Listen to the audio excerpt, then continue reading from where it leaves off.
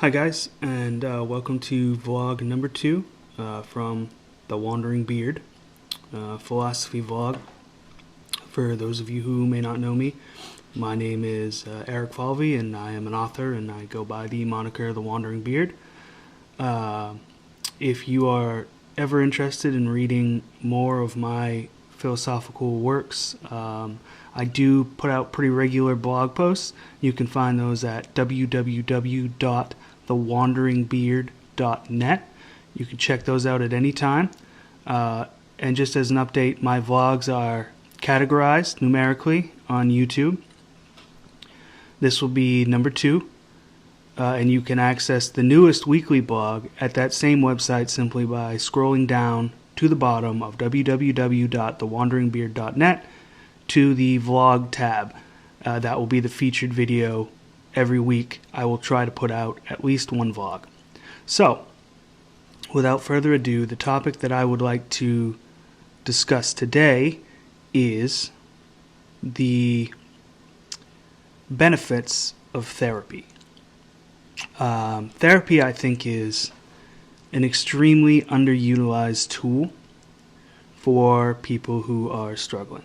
I think in the case of males specifically, I'm sort of the tail end, maybe the generation below me, of the generation that was raised to believe that you should always keep what you are feeling locked up deep inside. To show emotion is to show weakness. You know, and you couple that with my experiences in the military, where you're often taught suffer in silence, embrace the suck. It sort of perpetuates that idea. And, you know, as we know now, the more we study the effects of mental issues and suicide and depression, we're learning that just how harmful that mentality can be. And so therapy in general is a really useful tool in understanding things inside of you that maybe you don't understand, you can't come to terms with. It helps you get a new perspective on yourself and in life. And, you know, it's one of those things that I believe in. You know, I hate cliches, but one cliche does stand true, and it's you have to love yourself before you can ever really love anyone else. And therapy helps you love yourself through the process of being able to understand yourself in ways that maybe you never have before. And I think the best way to sort of highlight the positive effects of therapy is to talk about my own personal experience in therapy. Now, I am someone who is very introspective. I'm very psychologically minded. I analyze myself a lot. And so I resisted the idea of therapy for a very long time because I didn't think I needed it. I figured I could figure it all out on my own. Everything I've done in my life to this point, I've really done on my own. When I wanted to stop drinking, I did that on my own. When I wanted to change my life, I did that on my own. When I wanted to drastically alter the course of my life and become a writer, I made that decision and pursued that on my own. So I never thought it would be useful to me. And so just a little bit of backstory on me. I've sort of always been the person in my group of friends that people come to when they're troubled, when they're having a really hard time. I'm very skilled at being able to listen and help guide people through some of their darker moments. I take great pride in that I've been able to help them. And I have a collection of wonderful, wonderful people in my life because of that attribute. But I've always also felt like I've had to sacrifice so much of myself to help them. And I just thought for the longest time that was just the cost of helping people through the darkness. Is, you know, I had to give a little bit of myself to that darkness, you know, almost as if I was taking in their darkness from them and sending them on their way. And of course, you know, what you can expect from something like that is they moved on, got married, had families, I stayed in the same place, you know. And I wore that like a badge of honor, like that was the sacrifice I was making, even though subconsciously I really wanted so much more, you know. But it's just sort of goes back to that mantra that, you know, love equates to sacrifice, sacrifice equates to pain, and that's the formula. You have to pick one or the other. So, fast forward a little bit to right before I decided to really hit therapy hard. I was dating a girl. She was my very best friend for 15 years, maybe even a little more than that. We knew everything about each other. We talked every day for pretty much the entirety of our relationship. We had been with each other through every terrible breakup, every life-altering decision, every moment, you know. She helped me through a lot. I definitely was there for her and helped her through a lot. And there was a lot of love there, and we decided to try and make a go of it. And things changed drastically. I'll spare you most of the details, but there was a moment where infidelity was afoot. I sensed that something was wrong. Unfortunately, due to our working circumstances, we were across the country from each other, visiting when we could, trying to make it work how we could. But I felt something was off the moment it was off. And I kept it to myself for a little while, and eventually I asked, you know, are you seeing someone else? And she said no, and turned it all around on me and made it seem like because she knew that I had insecurities as a person, because we were so close, she knew parts of me that nobody else did.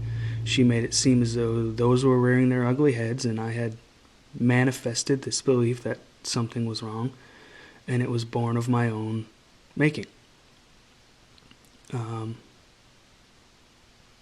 Turns out she was seeing somebody else and got pregnant with his child, and then finally told me the truth, long after the fact, which is awful. A lot of people have been through the same thing. You know, I wasn't particularly pleased with how that all turned out, but as much of a betrayal as it wasn't nearly as much of a betrayal as the denial and the flipping it all around on me. Momentary lapses of judgment happen, you know. Cheating on a spouse doesn't necessarily make you a bad person. It was a bad thing to do, you know, and you know, it killed any love that we had, and you'll never be able to go back.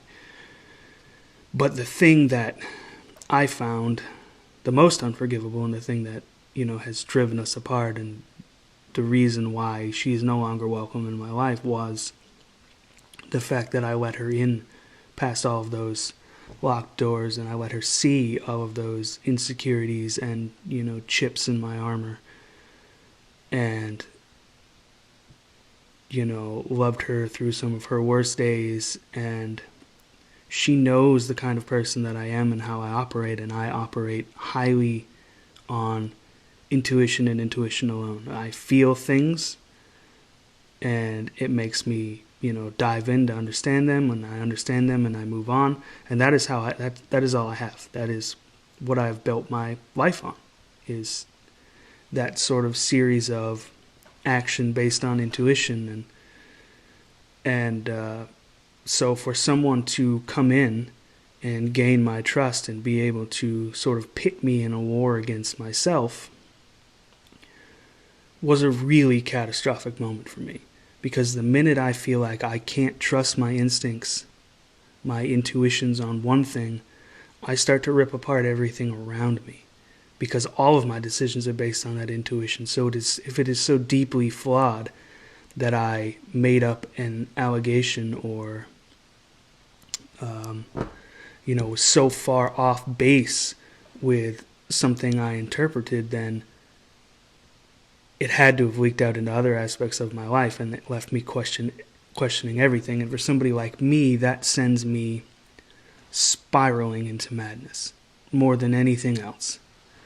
And I was losing my grip, and I went to some really dark places, and that's when I knew I had to find someone to talk to that didn't know me, that could offer me some outside perspective. But even then, I was very skeptical that he would be able to help me. So I explained all of this to him in our first session, and he fast forwarded me all the way back to the part about me helping friends. He's like, "That's a point of pride for you, isn't it?" I said, "Yeah, it is. I wouldn't change that for the world." And he said, "Let me ask you a question. Why can't you have both?" And I said, "What do you mean?" He said, "You view yourself as capable of helping these people through their problems. You put in the effort to understand and alleviate their darkness so that they can move on. Why don't you give yourself the same compassion? Why can't you both help them and help yourself?" And I said, "Well, that's not the way it works. You have to sacrifice something to help those people. You have to sacrifice time." And he just waved his hands to tell me to stop talking. And he said, "No. You and I both know that that's not true." He said, "Tell me something. What do you know about distraction?" And distraction is something I write about all the time. It's what I pin a lot of people who struggle with addiction issues or, wandering around in circles. Core issue is that there's something underneath that they haven't dealt with, that they're running from, and either they know what it is or they don't. But something is propelling them to avoid a very uncomfortable question, a very uncomfortable thought process. And so you find whatever means necessary to distract yourself, and drugs and alcohol are two of the most common things. He said, being there and helping other people is your drug that you use to distract yourself away from dealing with your own problems. Diving into other people's problems is your escape from your own. And I didn't want it to be true. Every ounce of me wanted to argue with him that that wasn't the case, but the reality is, it was the truth. Right, and that led me down a path where I had to reconcile with the fact that I do have insecurities. I grew up in an area where I always felt different. I thought differently. My views on things were differently. And the pressure of being an outsider in an environment like that when you're young sort of makes you adapt to wearing a mask. You become someone you are not to cover up who you are so that you can blend in.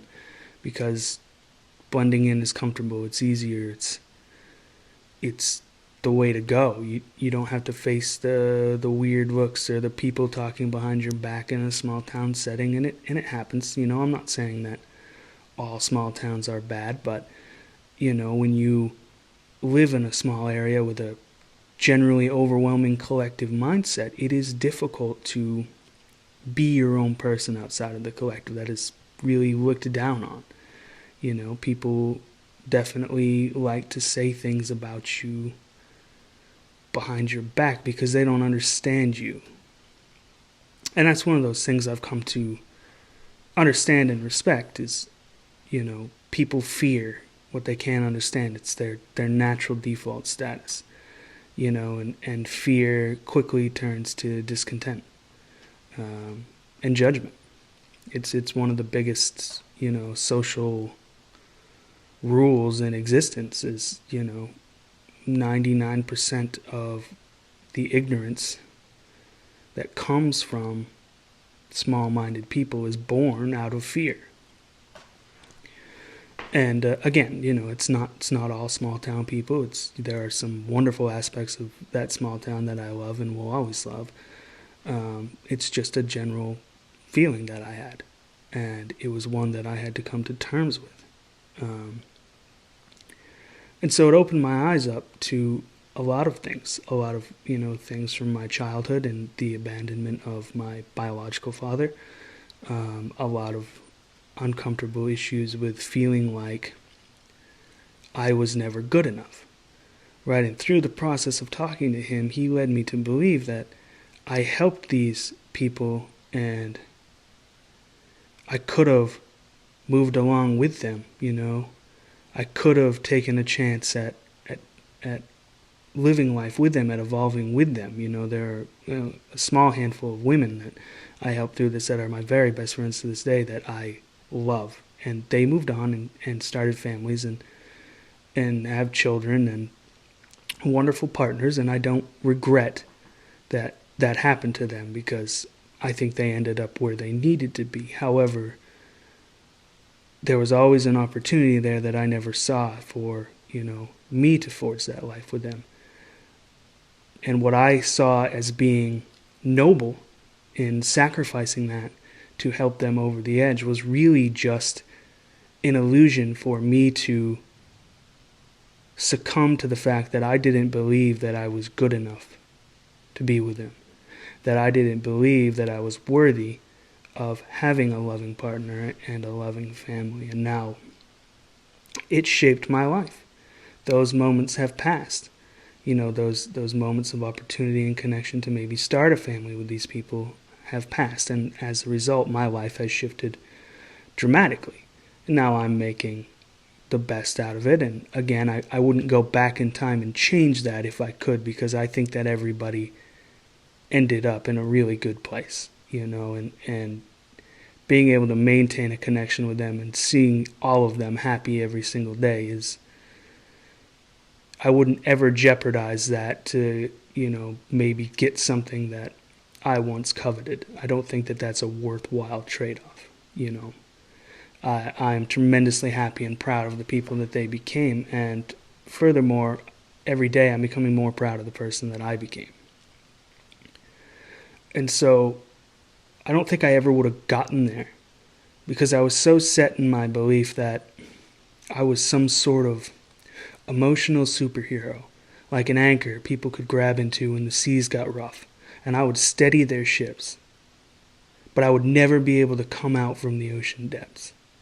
Like I was somehow this entity that was destined to never be happy and to never find love and to never feel okay with himself.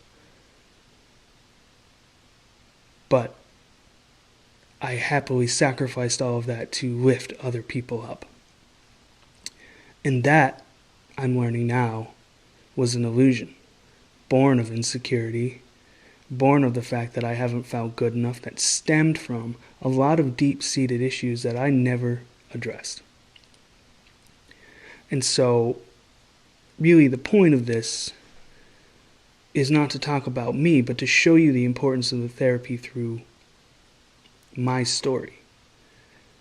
And not just for, average everyday people who might not be as introspective, who might not, take the philosophical route.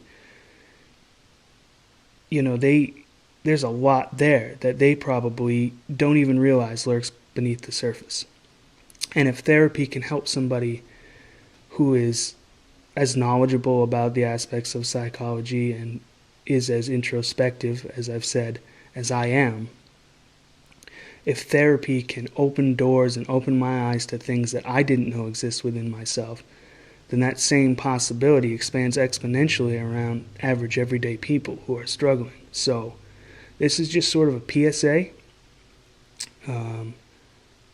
that we all have things that lurk beneath the surface of who we are. We all have issues.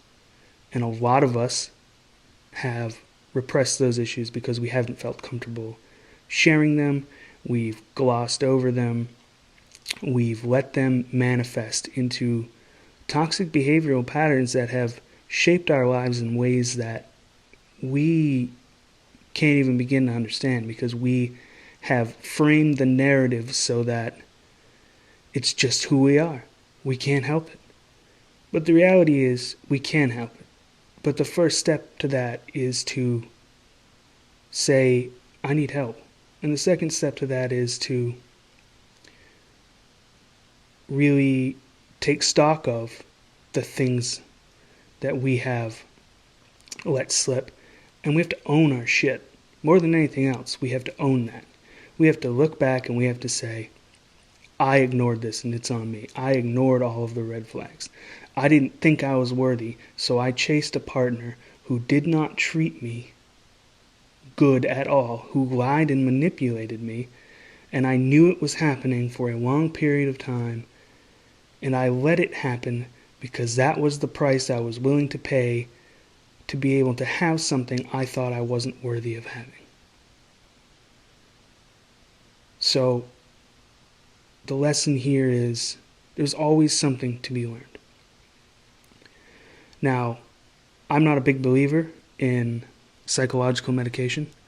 It has its uses, but I think it is often used as a crutch. I think that in large part, psychological medication is used to kill the feel. And I very strongly believe that in order to become the best version of yourself, in order to know yourself and love yourself and be able to reach your full energy level potential, you have to deal with the feel. You have to learn to dive into the abyss, to square off with that monster. And you don't ever just kill the bad things that live inside you. You don't. That's not how it works. You don't kill. They're not demons. They're not monsters. They're things inside of you that you don't understand. We assign them labels like demons and monsters because it sounds scary. And like I said earlier, we are afraid of the things we don't understand, even the things within ourselves. However, the only way that you conquer those quote-unquote beasts in your mind is that you love them into submission. And it's counterintuitive, and it sounds like a soft mindset to people like me who were raised in the same, very toxic, male-dominated society. But it's the simple truth. I think the more you go through life and the more you look around you and the more you open your eyes to the beauty of the world, you learn that really the only way out, the only way we move this world forward is by wielding the weapon of love. That is the only choice. And so the best way to do that is to begin to learn to love yourself. Because once you can do that, you can find the love in the world everywhere around you. But the most crucial step to that, in my opinion, having been through what I've been through, having learned the lessons that I'm learning, is to embrace therapy. It is a helpful tool, and whether you think you're okay, whether you think you need it, whether you think it will help you, I believe it is worth checking out. And I hope that you do, and I hope that it helps you every bit as much as it helped me. So thank you guys for listening to vlog number 2. I appreciate every bit of support that I've gotten. I love you all, and have a good day. I'll see you next time on the Wandering Beard Vlog.